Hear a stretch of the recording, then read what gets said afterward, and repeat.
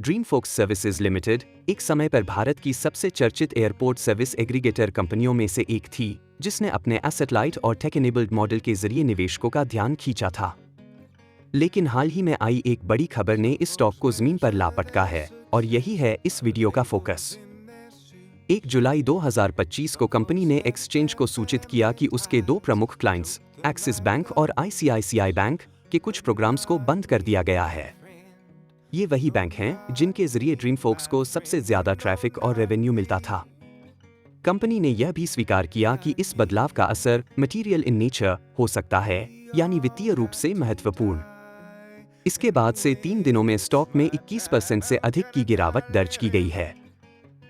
इससे पहले भी सितंबर 2024 में ड्रीमफोक्स को एक सर्विस डिसरप्शन का सामना करना पड़ा था, जिससे हजारों ग्राहकों को एयरपोर्ट लाउंज एक्सेस में परेशानी हुई थी।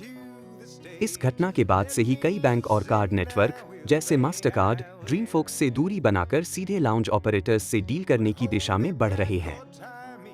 अब बात करें कंपनी के फाइनेंशियल्स की, तो FY25 में ड्रीमफोक्स का रोज 47.28% और रो 36.02% रहा है, जो सुनने में अच्छा लगता है, लेकिन ये दोनों ही पिछले साल की तुलना में गिर चुके हैं। ऑपरेटिंग प्रॉफिट मार्जिन घटकर 8.28% और नेट प्रॉफिट मार्जिन 6.08% रह गया है। क्वार्टरली प्रॉफिट में 17% और क्यू आधार पर 12% की गिरावट भी दर्ज की गई है। FIIs और DIIs दोनों ने अपनी हिस्सेदारी घटाई है, जो संस्थागत विश्वास में कमी का संकेत है। हालांकि कंपनी के पास अब भी कुछ मजबूत पहलू हैं, जैसे कि debt free balance sheet, peg ratio 0.34 और प्रोमोटर होल्डिंग में 65% से अधिक की वृद्धि पिछले 3 वर्षों में। लेकिन जब कोर क्लाइंट्स ही पीछे हटने लगे, तो सवाल उठता है, क्या यह सिर्फ एक अस्थायी झटका है या बिजनेस मॉडल में कोई संरचनात्मक कमजोरी? तो दोस्तों, ड्रीमफोक्स एक समय पर हाई ग्रोथ स्टोरी थी, लेकिन अब यह एक रियलिटी चेक के दौर से गुजर रही है।